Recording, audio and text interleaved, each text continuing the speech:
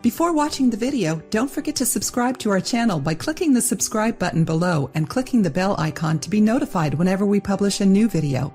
Have you ever looked down at your toenails and noticed that they look a little different?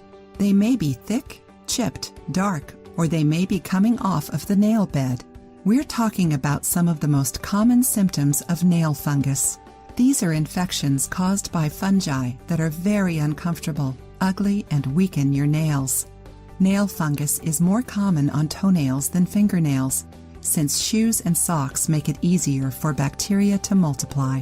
In today's video, we're going to teach you 2 powerful recipes that can help you get rid of nail fungus.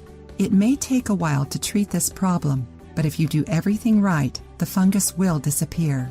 The first recipe's main ingredient is cloves. Cloves can treat nail or skin fungus because they have antifungal and healing properties. Ingredients: 30 grams of cloves, 200 milliliters of extra virgin coconut oil.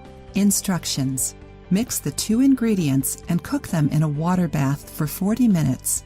Let it cool, strain it, and store it in a dry glass jar. Apply it directly onto your nail. The other recipe combines 3 ingredients that are great at treating nail fungus. Daily use will make the environment inhospitable to bacteria and eliminate them. Ingredients: 70% alcohol, 10% peroxide, white wine vinegar. Instructions: mix equal parts of alcohol and peroxide, then add a little white wine vinegar and mix well. Apply the mixture onto the infected nail with a cotton ball and let it sit for 15 minutes. Next, wash the area with plenty of water and rinse well.